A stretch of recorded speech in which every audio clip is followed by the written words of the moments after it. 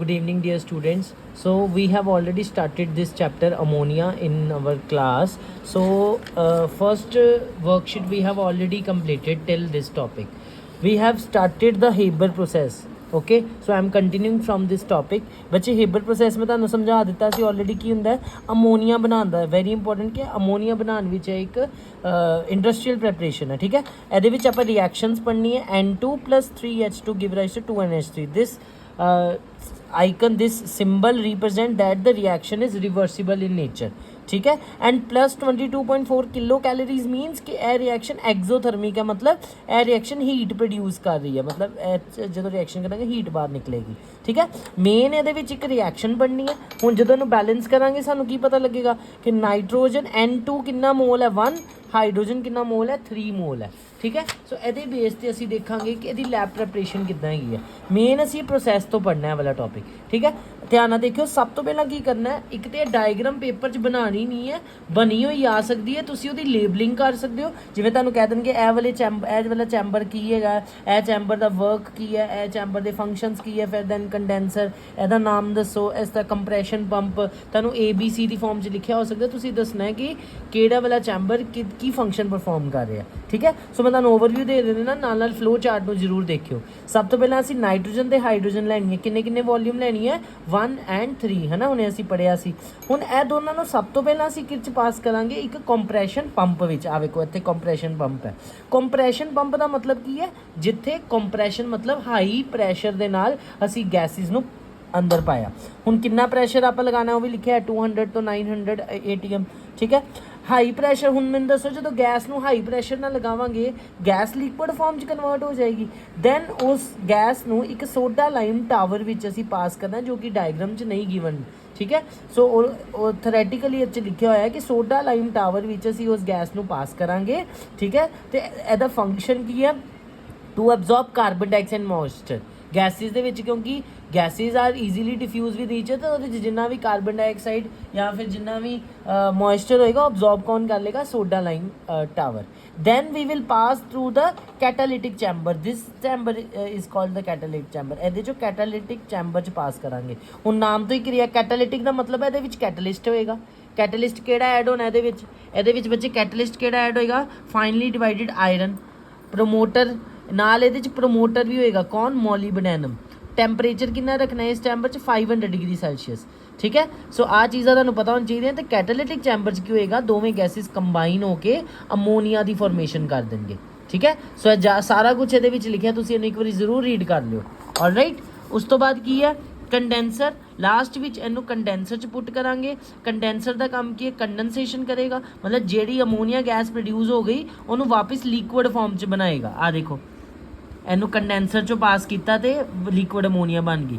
But एक चीज़ देखो आ देखो थरैटिकली इन्होंने वैल्यू की लिखी है कि सिर्फ 10 to 20% अमोनीया ही बनेगी ये बाकी सारी अनकंबाइंड N2H2 है मतलब सिर्फ 10 to 20% अमोनीया की फॉर्मेशन हुई है बाकी अनरिएक्टिव रही है मतलब फिर की करांगे फिर जो अनरिएक्टिव गैसिज होनी इनू वापस तो इतों रीसरकुलेट कर देंगे ताकि इनू दोबारा सेम प्रोसैस के नाल फिर तो अमोनीया दी बन जाए alright so this is all about the Haber process from the first worksheet second worksheet बच्चे easy है second worksheet starting physical properties कर लेनी है तुसी है easy है already से discuss कीती हुई है ठीक है एक असी पढ़ी है जिवें असी HCl चैप्टर च पढ़िया ही ना कि it is highly soluble in water similarly ammonia gas is also highly soluble in water and how we can check the solubility of ammonia that is fountain experiment that we have already done in the HCl chapter HCl विच असी क्या सी क्योंकि और acidic nature का होंदा ना HCl इस करके आपां की कीता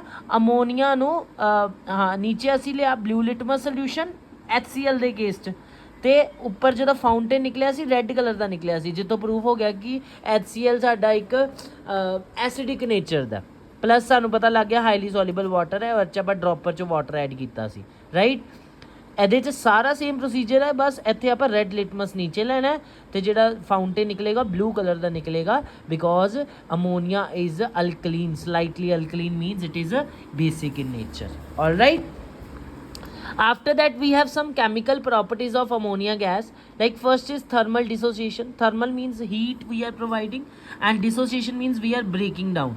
right? So by providing the high temperature, the ammonia can break down into the N2 and H2, and we know this is the reversible reaction. We can again combine them to form the ammonia.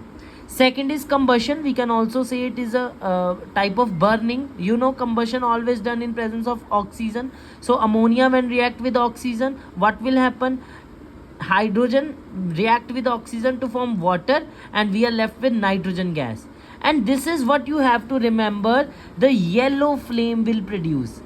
So what will happen? The question can come, what happen when ammonia react with oxygen? Yeah, what happen when ammonia combustion takes place, right? So what will happen? The nitrogen gas will produce along with the yellow flame.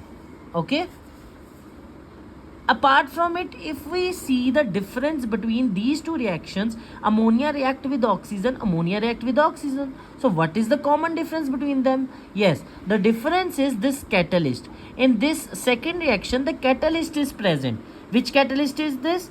Platinum, Pt. So this catalyst, because of presence of this catalyst, what will happen? The reaction will change, because in the presence of catalyst, the reaction will increase its rate, increase its speed. So what will happen in this case? Nitrogen oxide, we say nitric oxide will form along with water. Okay.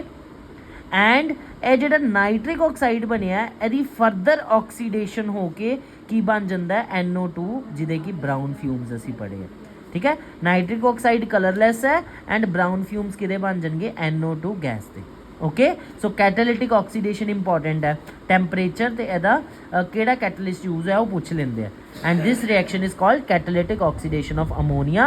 And ये reaction कित्थे use की जाती है? Nitric acid बनाने लिए। तुसी अगले chapter च पढ़ोगे HNO3।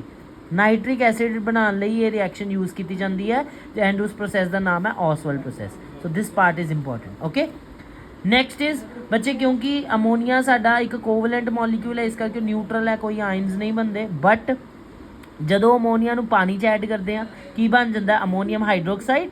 And ammonium hydroxide will give you OH negative ions. Hence ammonium hydroxide is basic in nature only. So we can say ammonia basic ਕਦੋਂ ਹੋਏਗਾ? ਜਦੋਂ ਉਹਦੇ 'ਚ ਅਸੀਂ ਵਾਟਰ ਐਡ ਕਰਾਂਗੇ। ਜਿਵੇਂ ਅਸੀਂ ਡੈਫੀਨੇਸ਼ਨ ਵੀ ਪੜ੍ਹਦੇ ਆ ਨਾ, what is base? Base is a substance ਵਿਚ produce OH negative ion only in presence of water in the aqueous solution. Okay, so due to its basic nature, ammonia will convert red litmus blue, colorless phenolphthalein into pink, orange into yellow, yellow turmeric into brown. So this we have already done. Like same wise जिवें HCl ਦਾ ਕੀਤਾ ਉਹਦਾ reverse है, because HCl acidic है, ammonia basic है। ठीक है, and we know अगर ammonia basic है due to its basic nature, ਤੇ ਅਮੋਨੀਆ ਨੂੰ मतलब बेसिक नेचर कदों है मैंने दसो? अमोनीਆ NH3 कल्ला बेसिक नहीं है। ਜਦੋਂ NH3 ਨੂੰ ਪਾਣੀ ਦੇ ਵਿੱਚ ਐਡ ਕੀਤਾ, ਫਿਰ ਜਾ ਕੇ ਜਦੋਂ NH4OH ਬਣਾਇਆ, ਉਦੋਂ ਹੈ ਉਹ ਬੇਸਿਕ। ਸੋ ਇਹਦਾ ਮਤਲਬ ਉਸ ਬੇਸ ਨੂੰ ਜਦੋਂ ਮੈਂ ਕਿਸੇ ਮੈਟੈਲਿਕ ਸੌਲਟ ਨਾਲ ਰਿਐਕਟ ਕਰਾਂਗਾ ਤੇ ਮੇਰਾ ਡਬਲ ਡਿਸਪਲੇਸਮੈਂਟ ਰਿਐਕਸ਼ਨ ਹੋ ਜਾਏਗੀ। Very important this table, see carefully. Ammonium hydroxide ਦੇਖੋ FeSO4 ਨਾਲ ਰਿਐਕਸ਼ਨ ਹੋਏਗੀ, ਬਹੁਤ ਈਜ਼ੀ ਹੈ। ਤੁਹਾਨੂੰ ਇਹ ਦੋਵੇਂ ਚੀਜ਼ਾਂ ਦਿੱਤੀਆਂ ਹੋਣਗੀਆਂ। ਹੋਏਗਾ ਕਿ SO4 ਜਿਹੜਾ ਅਮੋਨੀਆ ਨਾਲ ਲੱਗ ਜਾਏਗਾ, ਅਮੋਨੀਅਮ ਨਾਲ ਕੀ ਬਣ ਜਾਏਗਾ? ਅਮੋਨੀਅਮ ट्वाइस SO4, SO4 की वैलेंसी 2, NH4 की वैलेंसी 1 क्रॉस करके NH4 ट्वाइस SO4। तो बचिया कि Fe बचिया तो OH की बन गया FeOH ट्वाइस। सो सिमिलरली बच्चे जिन्नियां भी रिएक्शंस ने जिन्ना च OH आएगा ना, that will be the precipitate. This down arrow represent the precipitate and color of precipitate is also given here. Okay, now these, look at this last reaction. In last reaction you can see copper hydroxide. See, the pale blue precipitate of copper hydroxide dissolve in excess of ammonium hydroxide.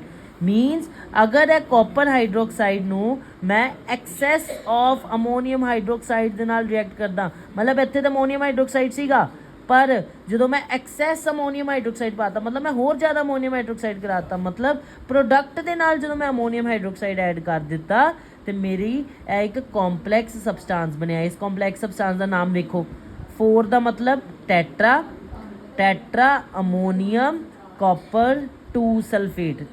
this 2 means the its valency, it is written here. Okay, so this color is D blue color. Okay, all right, next is reducing agent.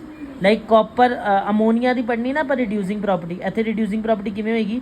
ਇਹ ਕਿਸੇ ਨੂੰ reduce ਕਰ ਰਿਹਾ, reducing agent ਕੀ ਕਰੇਗਾ, ਅਗਲੇ ਨੂੰ reduce ਕਰੇਗਾ। Copper oxide ਨੂੰ ਕਿਵੇਂ ਰਿਡਿਊਸ ਕਰੇਗਾ, ਉਹ 'ਚੋਂ ਆਕਸੀਜਨ ਹਟਾ ਦੇਗਾ, मतलब ऑक्सीजन हटा के H तो हट के वाटर बन जाएगा तो कॉपर कलर रह जाएगा। सो copper black, copper oxide black colour का किच कन्वर्ट हो जाएगा रेडिश कलर का, ठीक है। Same reactions. सैकेंडली क्लोरीन की रिडक्शन किमें करेगा बच्चे, रिडक्शन दो तरह कर सकता है, या तो किसी को ऑक्सीजन रिमूव करके या फिर किसी को हाइड्रोजन ऐड करके। यह केस उन्हें Cl नू H दे दिता अमोनीयम क्लोराइड बना के। सो इसका मतलब इतने Cl2 की रिडक्शन हुई है। यह important J these two reactions are important कि जो अमोनीया एक्सैस च है या क्लोरीन एक्सैस विच है। यह तुहानूं प्रीवियस ईयर पेपर च आया होया, एक है कैटालिटिक वाला प्रीवियस ईयर च आया बहुत वारी, एक है वाला बहुत वारी प्रीवियस ईयर पेपर च आया है, ठीक है। हाँ, लास्ट रिएक्शन अमोनीया के नाल असीं बच्चे यूरिया भी बना लेने। यूरिया की है, एक कैमिकल है जिन्होंने एज अ फर्टिलाइजर यूज़ करते हैं। So how we can just reacting with the carbon dioxide at 150 temperature and pressure. Okay, so urea was the first organic compound to be synthesized in laboratory.